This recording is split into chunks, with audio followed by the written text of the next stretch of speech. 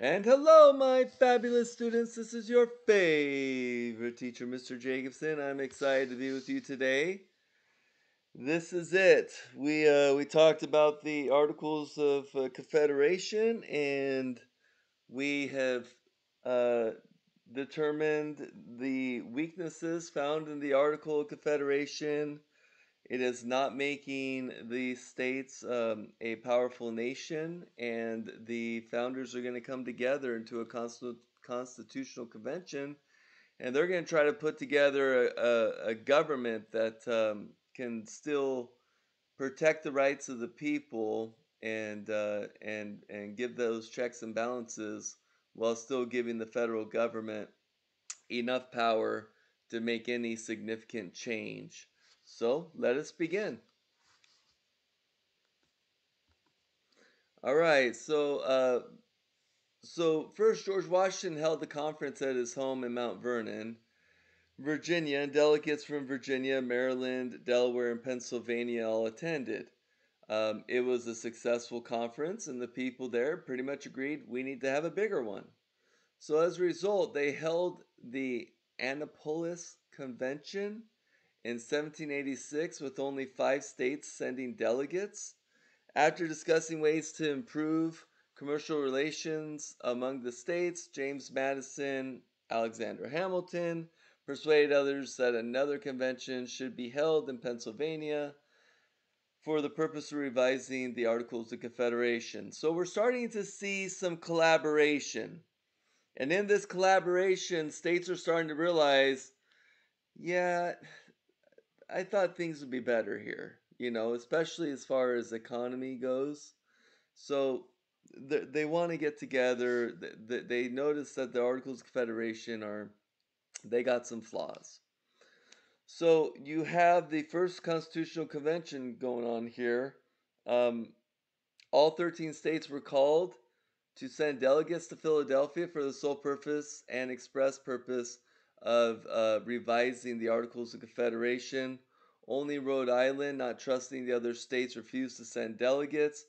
55 delegates attended in Philadelphia. Most were in the 40 were most of the delegates were in their 40s, and they are of course well educated, being lawyers, and they were the ones that helped write the constitutions of their individual states. So these are people that are pretty educated. They're pretty versed on what the things that they want in a government for the most part. So you got these delegates. They're meeting in secret because they didn't want the public to know about this until after they ratified. They didn't want any public opinion swaying any kind of votes or anything like that. Washington, when they got there, was unanimously elected chairperson, and Franklin was a calming, unifying voice. And I shouldn't say the first constitutional convention. This is the constitutional convention. So just to clarify, you got James Madison, Alexander Hamilton, Governor Morris, John Dickinson, who's the writer of the Articles of Confederation. They were delegates representing different states that wanted to strengthen the federal government. Many notable leaders were not present. Thomas Jefferson, John Jay, John Adams, they were all away on diplomatic business abroad, some in France and other parts of Western Europe. You have Samuel Adams and John Hancock, who were not chosen as delegates, and Patrick Henry of Virginia. He decided he was not going to take part in it because he did not like the federal power that was being um, proposed. So, stronger central government. So, the convention began with sharp disagreements. Some wanted to just alter the articles. Others, like James Madison and Alexander Hamilton, they just wanted to draft an entirely new document. They just thought that the articles needed to be dismissed and that they needed to come up with something that had more central government power. Now, Madison and Hamilton, they're Federalists. They believe that a system with a strong but limited central government is necessary. These nationalists quickly take control of the convention. Um, Due to British oppression prior to the war, many Americans distrusted government and feared its potential abuses over the people. Madison and other delegates believed in the separation of powers, dividing power among different branches of government. They wanted the new Constitution to be based on a system of checks and balances, in which the power of each branch would be limited by the power of the others. So representation was a key factor here, especially with all the divisiveness going on. You got states such as Virginia, Pennsylvania, and they thought, okay, since they're the biggest of all the states, they should have the most representation, meaning they should have the most congressmen, basically. So this wasn't very popular with the smaller states, who were like, well, wait a minute. So then all the bigger states get more say and control of what's happening in the country? Not cool. So the Virginia plan, which is what Madison proposed, that gets countered by the New Jersey plan, which favors smaller states. So you got these two plans. I mean, you got to understand the Constitutional Convention. These are people that they're all Americans, but they all come from different states with different economies and different priorities and different populations. I mean, it's a miracle that they were even be able to come to somewhat of agreement that they did, let alone a unanimous eventually. Um, so anyway, so they decided they would then compromise. Roger Sherman proposed the Connecticut plan, which it allowed for the smaller states to kind of be happy and the larger states also kind of be happy. And I'll explain how that happens. It's called the Great Compromise, and that's an important term you ought to remember. So the Connecticut plan provided for a bicameral, not a unicameral. Unicameral was from the Articles of Confederation. Now we have a bicameral two-house Congress. You're going to have a Senate, which states would have equal representation, and then you would have the House of Representatives, which would be determined by population. So you also have the issue of slavery that's coming up here. After the American Revolution, slavery becomes a hot topic, and there's there's Americans who don't want it anymore and want to get rid of this and want to. They think it violates the Enlightenment ideals to which the country was founded on. So there are two questions, right? Should enslaved people be counted in the state populations? So the Southerns argued, of course they should, and while the Northern states said, well, they're not necessarily citizens, so we don't think they should. They're slaves. So the delegates agreed to the 3/5 compromise, which counted each enslaved individual as 3/5 of a person for the purpose of determining a state's level of taxation and representation. Now, the next question was, should slave trade be allowed? And this one got pretty hot and heated. Some delegates wanted to ban it for humanitarian purposes, mainly in the North. Others were concerned about maintaining a supply of labor, mainly in the South. The delegates decided to guarantee that enslaved people could be imported for at least 20 years longer until 1808. Congress could vote to abolish the practice after that date if it wished. So they basically just kicked the discussion down the can down the road. Um, their main goal was not to end slavery, although many would have at the Constitution would have been okay with it. The goal was to develop a government that everyone would agree upon that could protect rights of citizens, and then eventually, hopefully, things can get repaired of the past mistakes of the country. So we also have trade that becomes a major topic at the Constitutional Convention. The northern states wanted the central government to regulate interstate commerce and foreign trade. The South were concerned once again that, what's going to happen? Are you going to start taxing the exports, and are you going to be placing agricultural products, we're taxing them like our rice and our tobacco, and the South is pretty untrusting of the North. I think they're kind of already getting a feel that they're very different. They're different than the North. Um, and so the commercial compromise was given, which allowed Congress to regulate interstate and foreign commerce, including placing tariffs on foreign imports, but it prohibited placing taxes on any exports. So now the issue of the presidency. What would the presidency look like?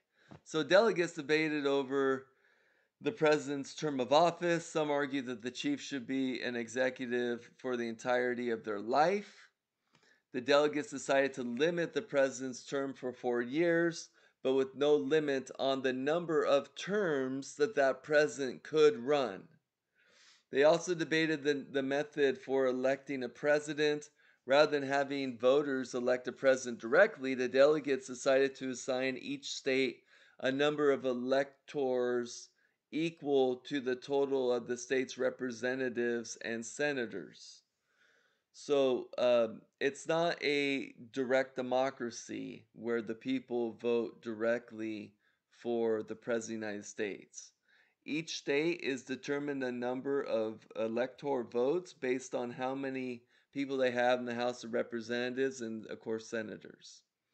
This is known as the Electoral College system and was instituted because the delegates they feared that too much democracy might lead to mob rule, which was something that happened in Athens. So again, they're trying to learn from the past. Now, the delegates decided that the president would have considerable power, including the power to veto acts of Congress. So, ratification process. So, ratification is just a fancy word for approval, voting on, etc. So, on September 17, 1787, after 17 weeks of debate, the Philadelphia Convention approved a draft of the Constitution to submit to the states for ratification. Anticipating opposition, the framers specified in Article 7 that favorable vote of 9 states out of 13 was required for ratification. Each state would hold popular elected conventions to debate and vote on the proposed constitution. So the Constitutional Conventional, they determine what this looks like, they write it out, and now they have to get each approval by the states, or at least they need to get 9 states to say we're okay with this for the out of 13.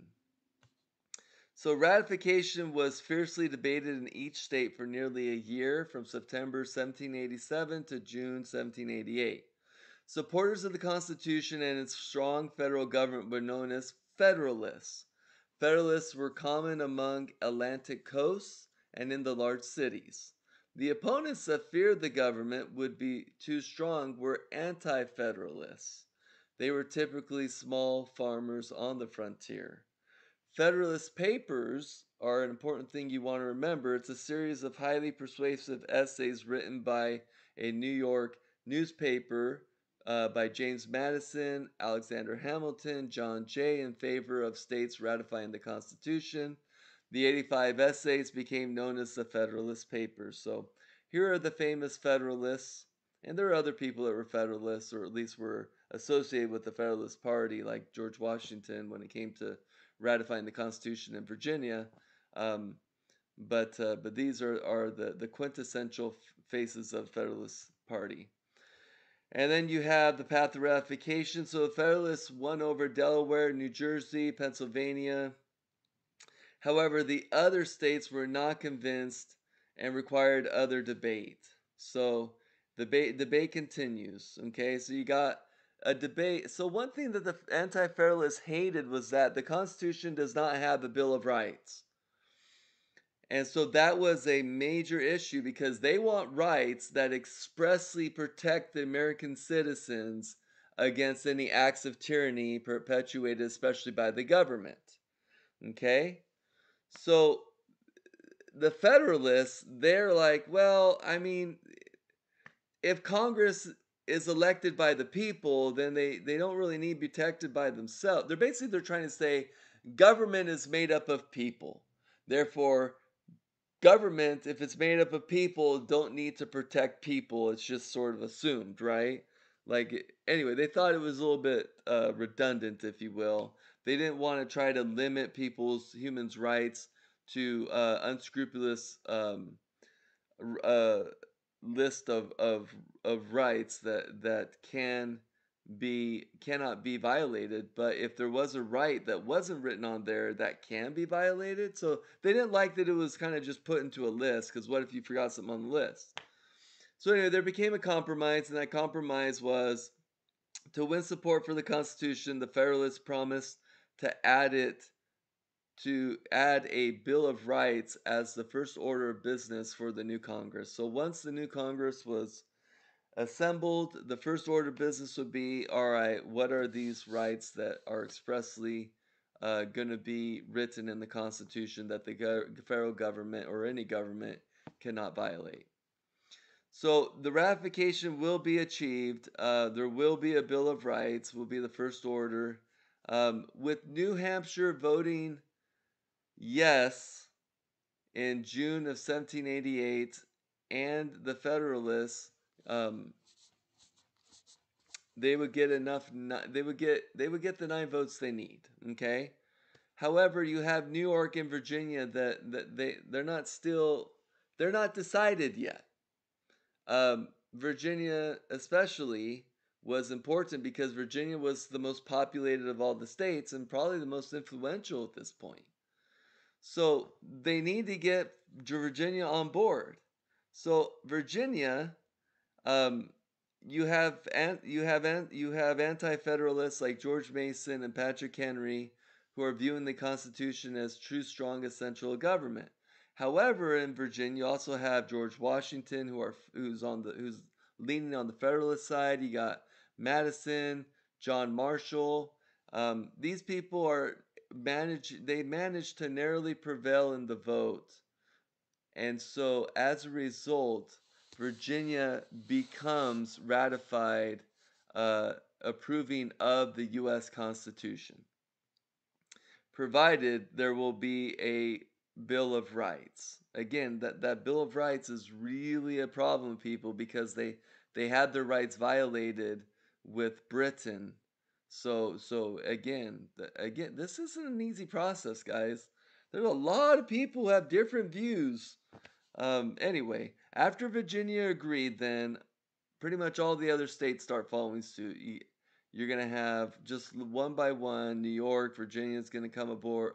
New York, Rhode Island will be the last. I think New Jersey was right before Rhode Island.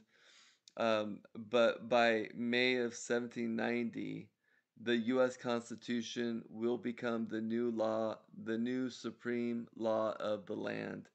And we have a nation and we have a constitution, and there's a lot of things that will happen as a result. So go ahead and write that summary, and we'll discuss when we return.